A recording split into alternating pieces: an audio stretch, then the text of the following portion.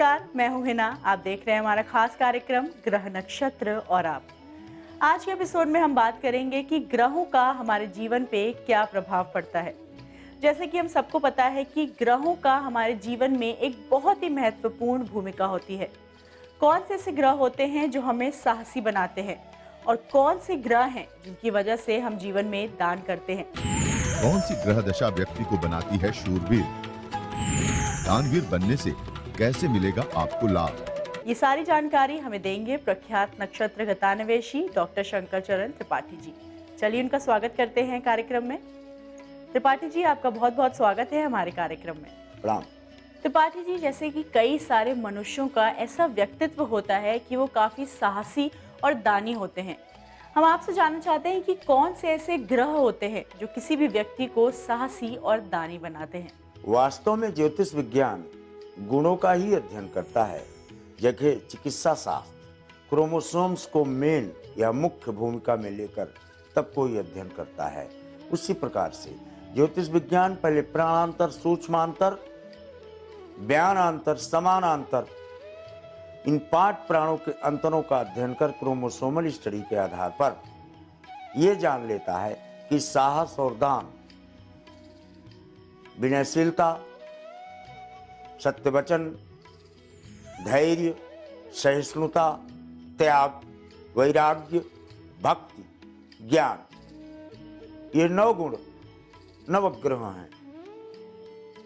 और अगर हम साहस का लेते हैं तो मंगल ग्रह साहस ग्रह का मूल ग्रह कहा गया।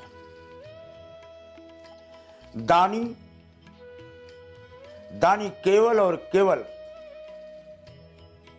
बृहस्पति यानी गोल्ड यानी सोना, जो कुछ भी है सोने से है, सोने के मूल्य से है, उसके द्वारा चलाई गई करेंसी से है। इसलिए बृहस्पति दान का प्रतीक ग्रह है।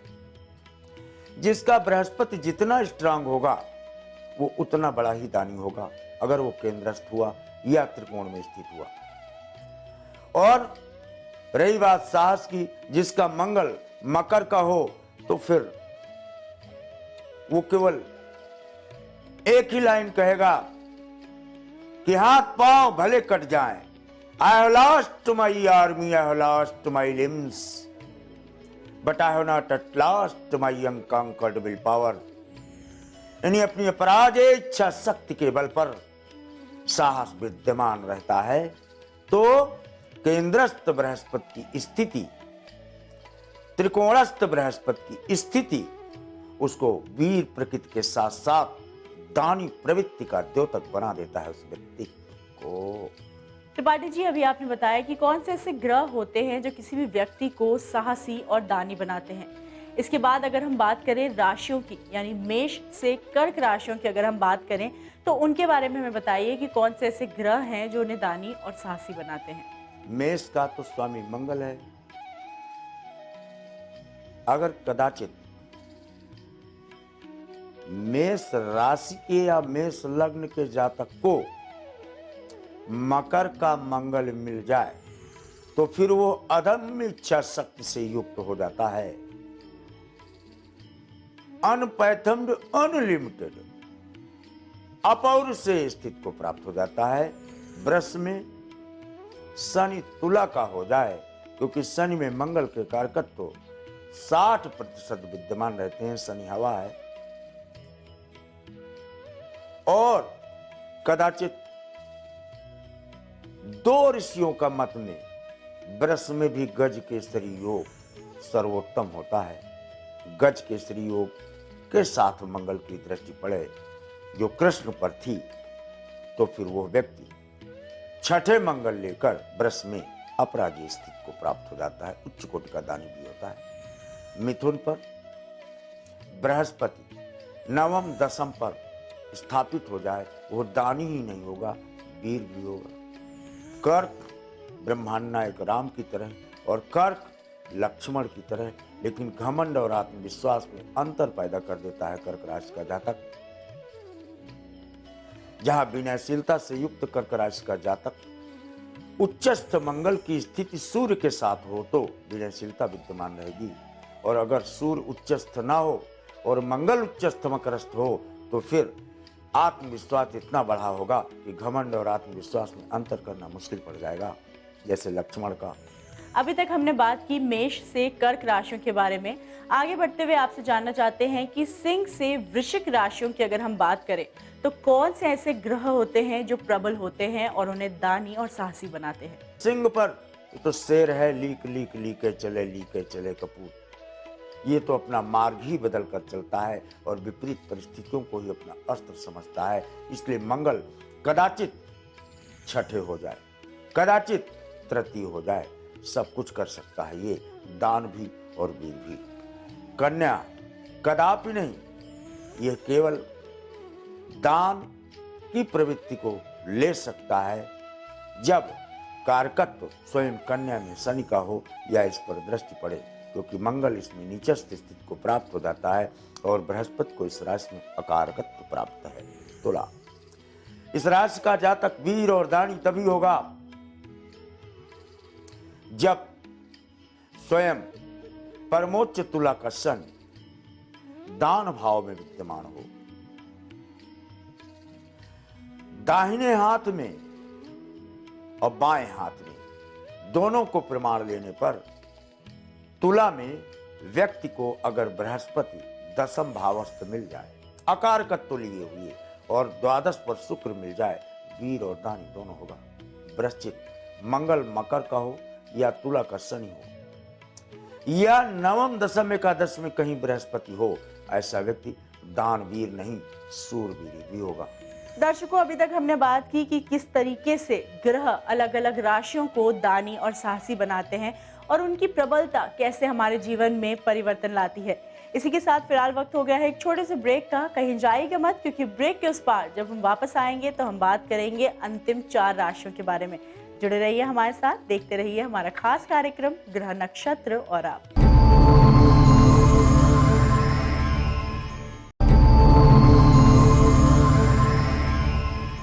ब्रेक के बाद स्वागत है आपका। आप देख रहे हैं हमारा खास कार्यक्रम ग्रह नक्षत्र और आप। हम बात कर रहे थे कि किस तरीके से हमारे जो ग्रह होते हैं वो अलग अलग राशियों पे क्या असर डालते हैं। अब हम बात करेंगे अंतिम 4 राशियों के बारे में। तो चलिए एक बार फिर जानते हैं इसके बारे में जानकारी त्रिपाठी जी से।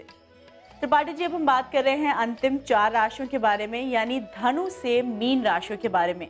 कौन से ऐसे ग्रह होते हैं जो इन्हें दानी और साहसी बनाते हैं, हमें ये बताइए। धानु कहु के ही रंग कहीं करहु नरेशु, कहु के ही नृपति निकासों देशु, शनि तुला का पा जाइए और कहीं पंचम या नवम पर बृहस्पति पा जाए अकारकत्व लेते हुए, तो 2 विपरीत और अनुकूल परिस्थितियों में ये ब्रह्मांड को भेदने की ताकत प्राप्त कर लेता है। मकर यही वीर है, यही सूर है। You put me into burning furnace, I will come out of in the burning stage and I will occupy the throne again. माने ये एक ऐसी राशि है जो मकरस्थ मंगल को पा जाए तो पाताल को भी छीन सकती है, आकाश को भी छीन सकती है, इसमें संशय नहीं है। कुंभ बिल्कुल शीतल राशि है, ये दान और परोपकार की राशि है। बृहस्पति केंद्रस्थ हो या कहीं भी हो, 2 द्वादश छोड़ के वीर भी होगा और दानी भी होगा। जो दानी नहीं होगा वो वीर हो ही नहीं सकता, और जो वीर होगा वही दानी होगा, अन्यथा कमजोर व्यक्ति दानी हो ही नहीं सकता। इसके बाद में आता है मीन। मीन का जातक अपने प्राणों की आहुति देकर भी परोपकार करने की प्रवृत्ति रखने वाला ये जातक समाज कल्याण के लिए तभी उत्तरदायी होगा जब अकारकत्व को लिया हुआ बृहस्पति शनि के साथ युद्ध करके कैसे भी एकादश या दशम या नवम या पंचम या नवम को स्पर्श कर ले, तो दानवीर और सूरवीर के प्रवृत्ति कारक लोग देखे जाते। दर्शकों, यहाँ पे त्रिपाठी जी ने हमें बताया कि कौन कौन से ऐसे ग्रह होते हैं जो अलग अलग राशियों के लिए कारक होते हैं और उन्हें दानी और साहसी बनाते हैं।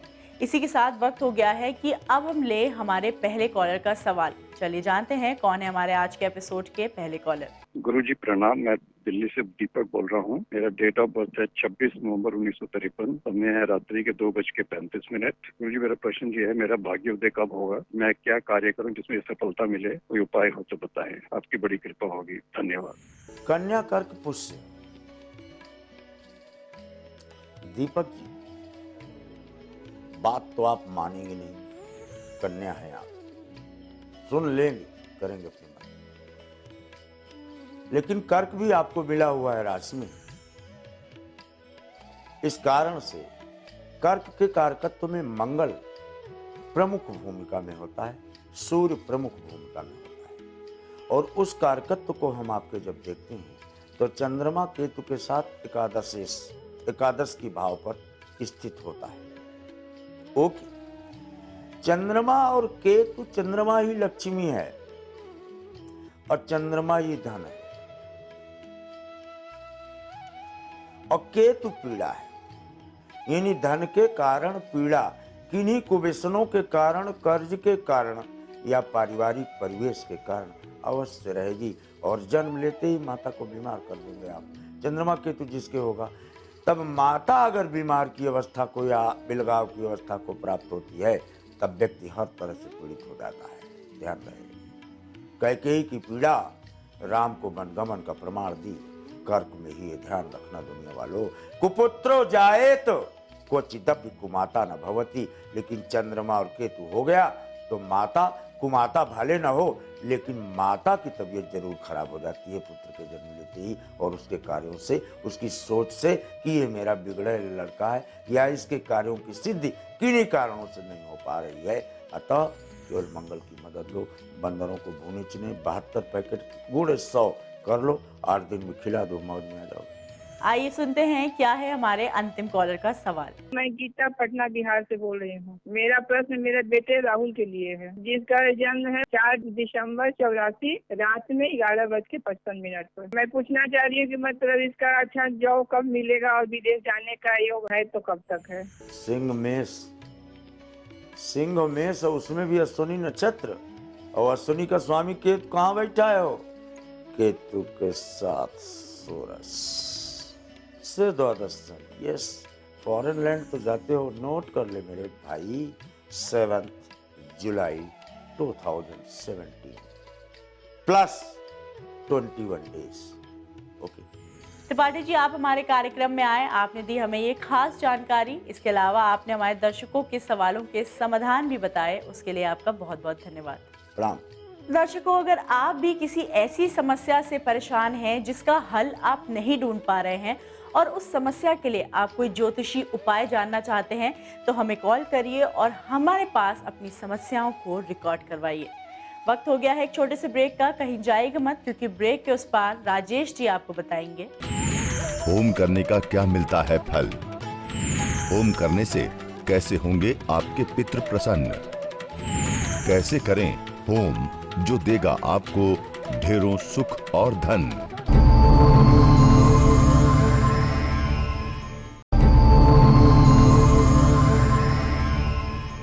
ब्रेक के बाद एक बार फिर स्वागत है आपका। आप देख रहे हैं हमारा खास कार्यक्रम ग्रह नक्षत्र और आप। कार्यक्रम को आगे बढ़ाते हैं और स्वागत करते हैं आचार्य राजेश जी का। राजेश जी, आपका बहुत बहुत स्वागत है हमारे कार्यक्रम में। नमस्कार। आज है 15 फरवरी, दिन बुधवार। क्या कहता है आज का पंचांग, आइए जानते हैं राजेश जी से। फाल्गुन मास कृष्ण पक्ष पंचमी तिथि बुधवार का आज दिन है। शुभ समय 10:30 से दोपहर 12 बजे तक, राहु काल दोपहर 12 बजे से दोपहर 1:30 तक। आज चंद्रमा रहेंगे कन्या राशि में। राजेश जी, जैसे कि हम सभी घर में पूजा पाठ करते हैं और होम भी करते हैं, होम का क्या महत्व होता है ये आपसे जानना चाहेंगे, और ये भी जानना चाहेंगे कि उससे धन की कमी कैसे दूर होती है और उत्तम संतान की प्राप्ति कैसे होती है, ये हमारे दर्शकों को बताइए। यज्ञ तो जो बड़े स्थानों पर किया जाता है, राजा के द्वारा कराया जाता है, ये सामूहिक रूप से किया जाता है, वह यज्ञ होता है। हवन वह जो हम किसी उद्देश्य को लेकर करते हैं और थोड़े से समूह के साथ करते हैं, वह हवन में आता है। और होम वह होता है जो व्यक्तिगत होता है, जैसे हम अग्निहोत्र के रूप में करते हैं, पितरों को देने के लिए करते हैं। तो इस प्रकार से जो होम होता है ये पितरों के लिए विशेष रूप से माना जाता है। और होम करने से कभी भी धन की कमी नहीं आती है, संतानें सुसज्जित होती हैं। नए संतान दंपतियों के लिए तो होम जरूर करना चाहिए, क्योंकि होम करने से ही घर में किलकारियाँ भी गूंजती हैं और उत्तम संतान की प्राप्ति भी होती है। राजेश जी, अभी आपने बताया होम के महत्व के बारे में। इसके बाद अगर हम बात करें पहली 4 राशियों की, यानी मेष से कर्क राशियों की, तो कैसा रहेगा उनके लिए आज का दिन और कौन से उपाय उनके लिए लाभकारी होंगे, ये हमें बताइए। मेष राशि वाले व्यक्तियों के लिए बहुत अच्छा दिन है। आज खुशखबरी भी मिलेगी और कम मेहनत में अच्छे काम भी होंगे। वृषभ राशि व्यक्तियों को आज संभल कर चलना चाहिए और कहीं ना कहीं कोई व्यक्ति आपके ऊपर निगाह रखे हुए है जो आपकी गोपनीय बातों का आकलन भी कर रहा है और उसको बाहर भी भेज सकता है। थोड़ा इसका ध्यान रखें। बाकी योग अच्छे हैं। मिथुन राशि व्यक्तियों का आज दिन व्यक्तिगत रूप से बहुत अच्छा दिन है, सामूहिक रूप से बहुत अच्छा दिन नहीं है। यदि मीटिंग हो रही है तो थोड़ा सा शालीन ही रहें। अपना पक्ष रखने में तो कोई कमी नहीं रखें, लेकिन सुनने में भी कोई कमी नहीं रखें। कर्क राशि व्यक्तियों का दिन बहुत अच्छा है। दिन खास भी है, परिस्थिति भी बेहतर है और आज किसी अच्छे व्यक्ति से सामना होगा जो आनंद को देने वाला होगा। राजेश जी, जैसे कि हम होम के महत्व के बारे में आज आपसे बात कर रहे हैं, हम जानना चाहते हैं कि होम करने से क्या क्या लाभ हमें प्राप्त होते हैं, ये बताइए। हम जो होम करते हैं, इस होम में थोड़े से चावल लिए जाते हैं, गुड़ लिया जाता है और घी लिया जाता है।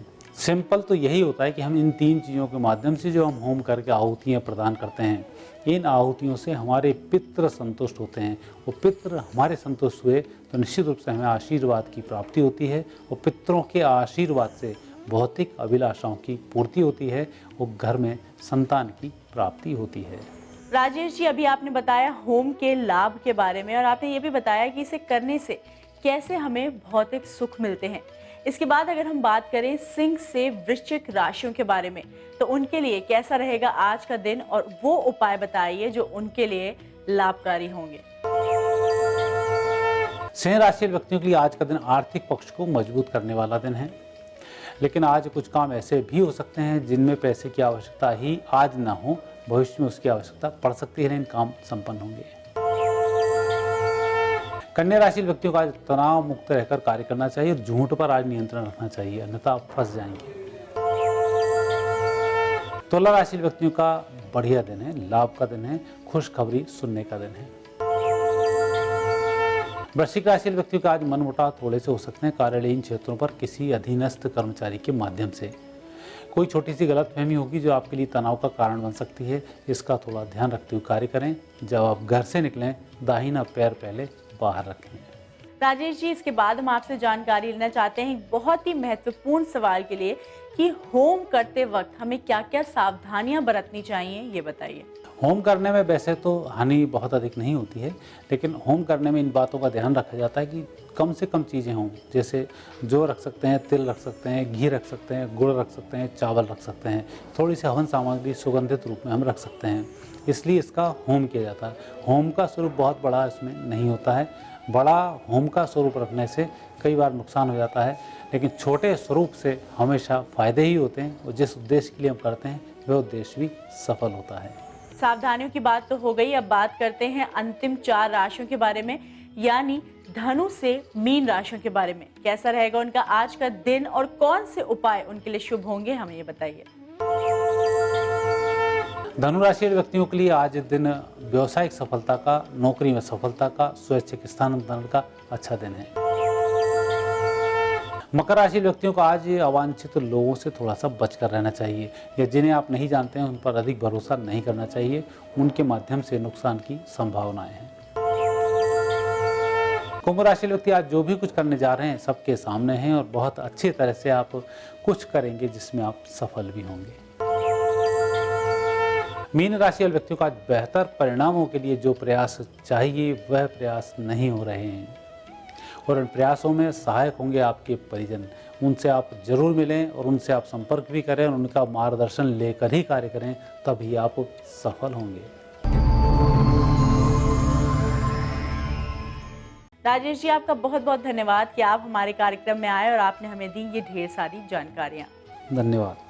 दर्शकों, इसी के साथ वक्त हो गया है आज के एपिसोड को यहीं समाप्त करने का। कल आपसे फिर मुलाकात होगी इसी समय इसी चैनल पे। तब तक के लिए नमस्कार।